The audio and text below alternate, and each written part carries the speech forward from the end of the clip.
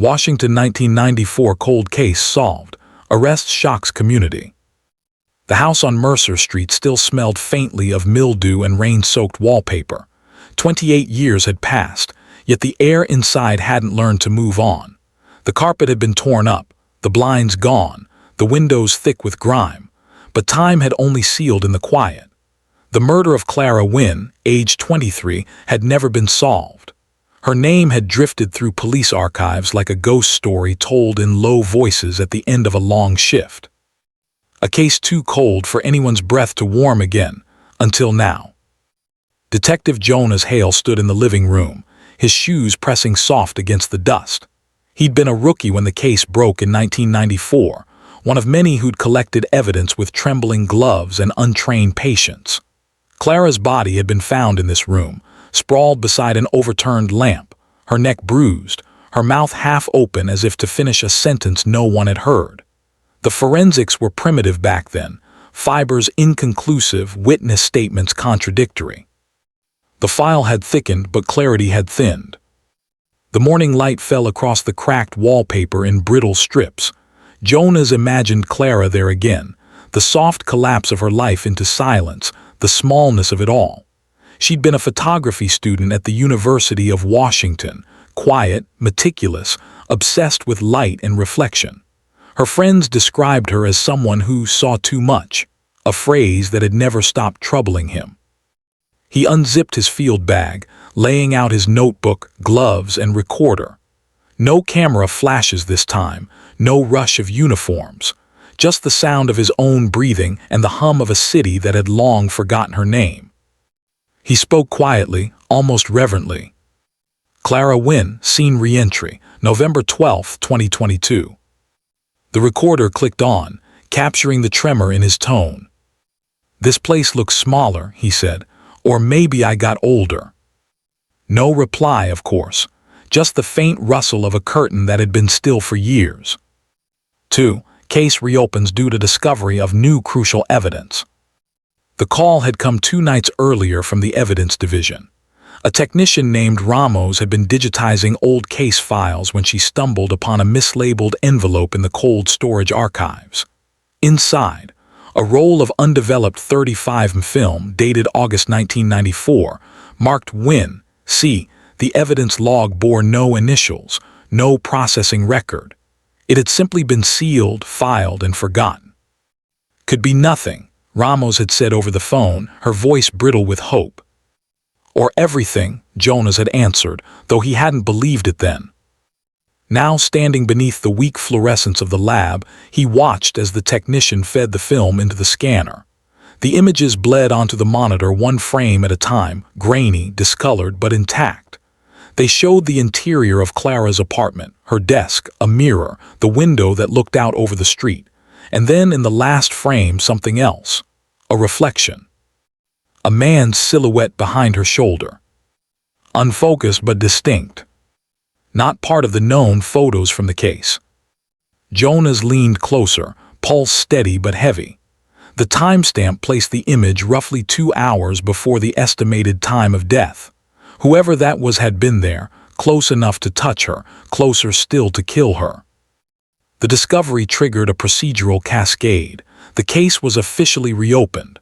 Old evidence was pulled from archives, witnesses recontacted if still living.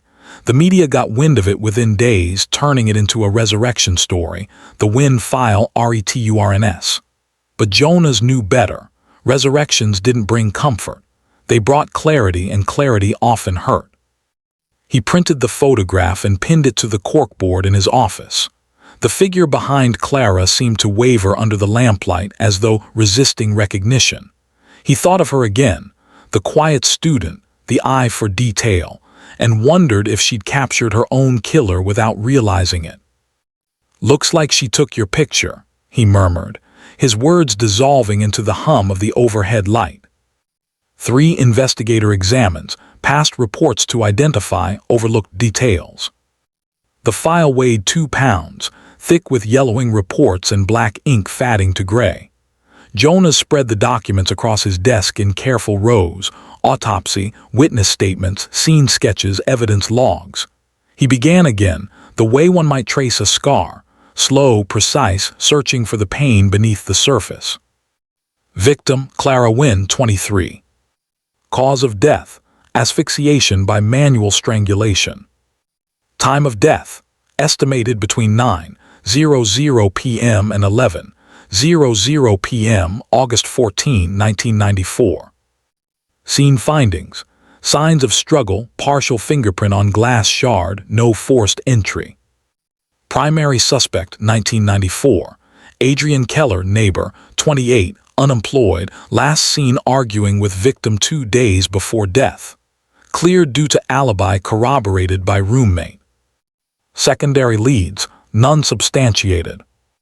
He reread each interview transcript, marking pauses, hesitations, contradictions. The language of witnesses often told more than the content. He underlined a sentence from Clara's roommate's statement. She'd been distant lately, taking photos of strangers, something about a project she wouldn't explain. Another note read, subject mentioned feeling watched. Watched. The word repeated itself in his head like a knock.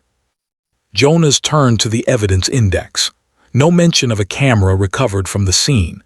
Odd, given her being a photography student. If she'd taken that photo, the one found undeveloped, where was the camera? A Canon I1, according to her school records, missing. Not logged in evidence, not returned to family. He found the old property report, initialed by a then-officer named Paul Minter, deceased since 2010.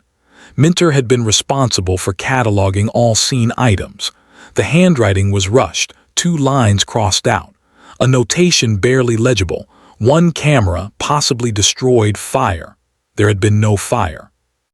Jonas leaned back, staring at the reflection on the window pane, his own face overlaying the past. The missing camera, the undeveloped film. Someone had removed it from the evidence chain, either to bury it or to protect themselves. He flipped to the final pages of the file.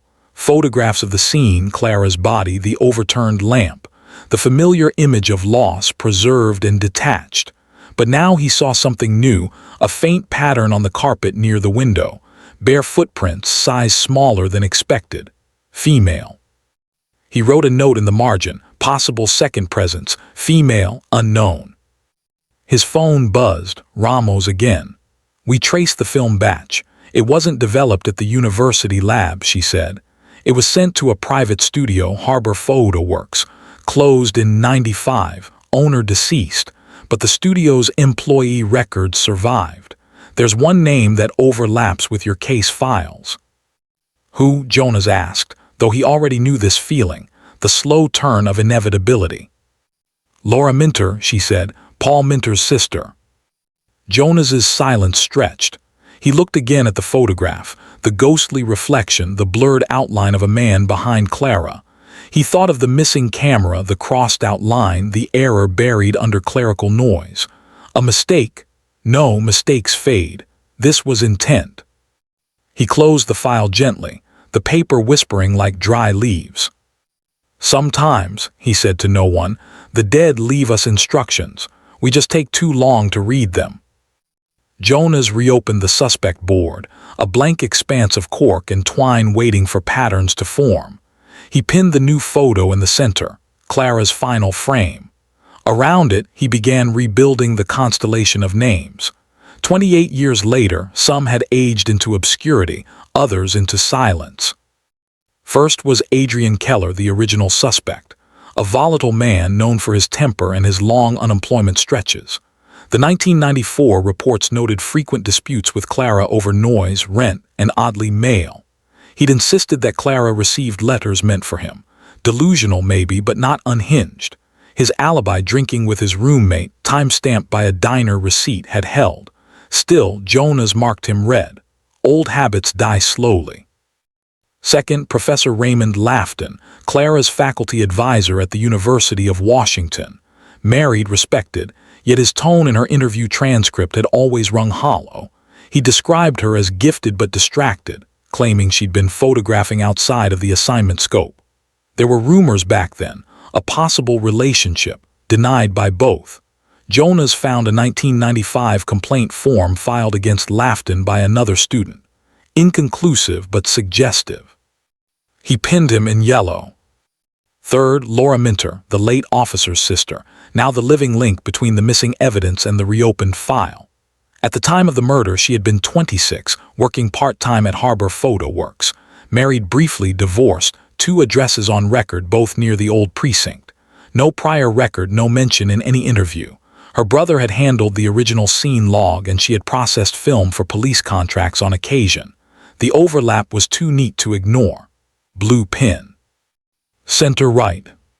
Jonas stepped back. 3 suspects, 3 colors. The wall seemed to breathe with its own tension. Later that evening, he met with Ramos again in the dim break room. Steam rose from the paper cups between them, curling into the fluorescent buzz.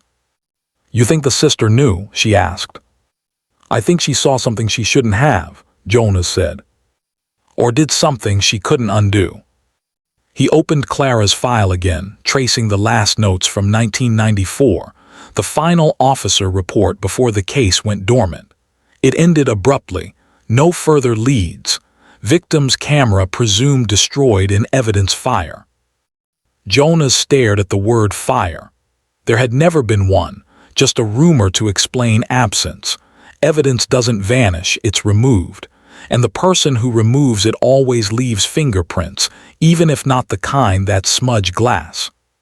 He looked at the photograph again, the shadow in the reflection. Male outline, broad shoulders. But behind every man's shadow, there's someone deciding what the world gets to see.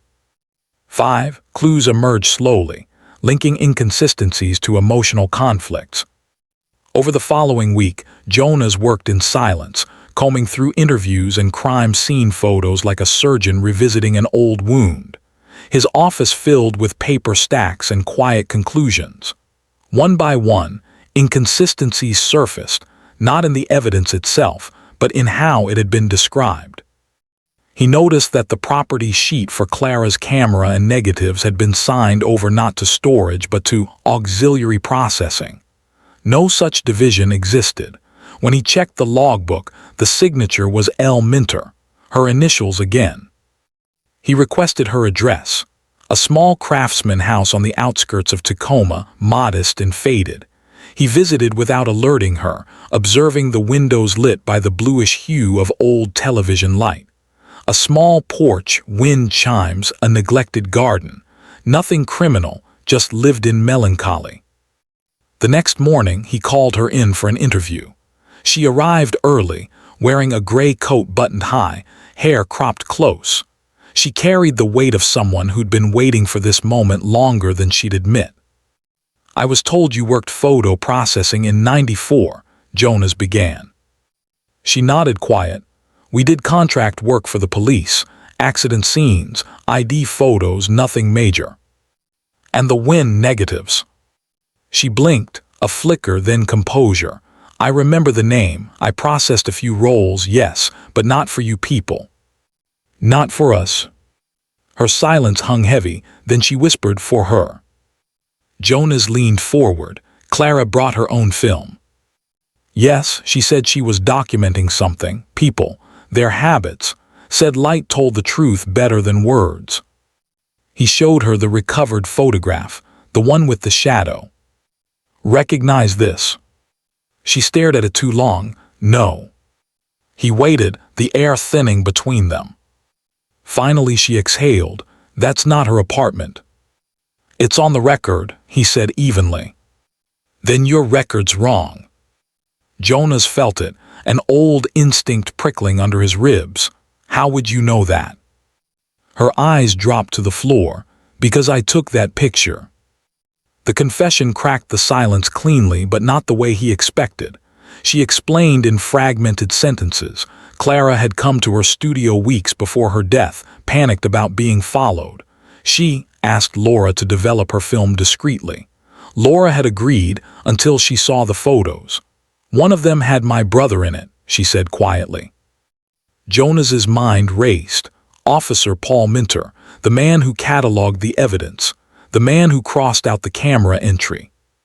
What was he doing there? Jonas asked. "I don't know," she whispered, but she confronted him, and 2 days later she was dead. 6. Unexpected twist reveals the least suspected person as killer. The realization unfolded not in a single shock, but through slow comprehension. The way dawn reveals a room piece by piece. Jonas retrieved Officer Minter's personnel file, a clean record, commendations, retirement notice. Died of heart failure in 2010, but buried in his disciplinary notes was a brief internal complaint from 1995. Evidence handling irregularities self-reported, no action taken. He reviewed call logs from that week in 1994. Minter's badge number appeared at the scene twice, once at discovery, and once an hour later after the body had been removed. The second entry had no report attached. Jonas visited the old evidence vault. The concrete air was damp metallic. He traced the storage code from the Wynne case, row 12, unit C inside, behind a row of boxed files, something new. A sealed envelope dated 1996. No barcode, just a handwritten label. To be filed with integrity. Inside, Clara's missing camera.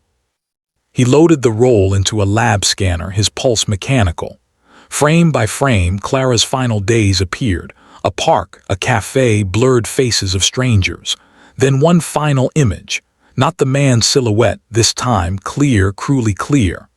Officer Paul Minter, standing in the reflection of Clara's window, looking directly into her lens.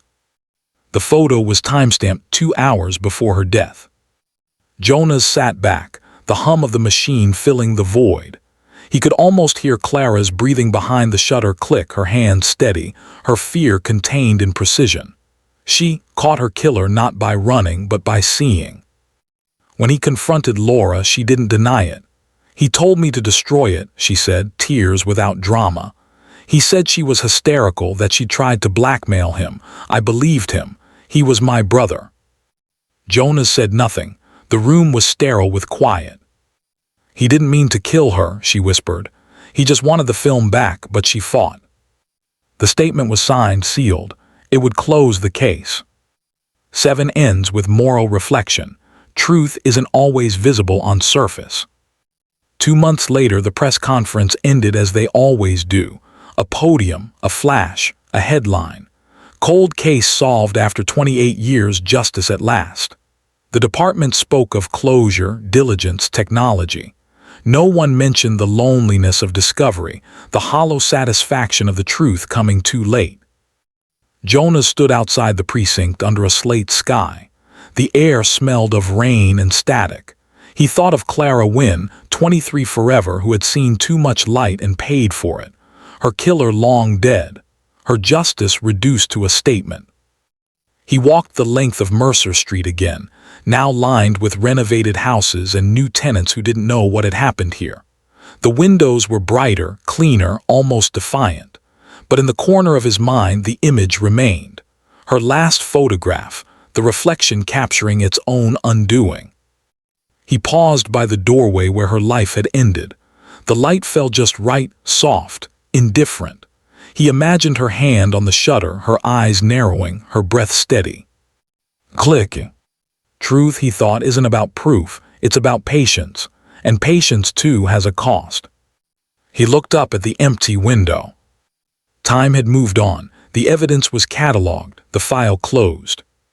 But in that still, cold air, something of her remained. The faintest echo of a camera's eye.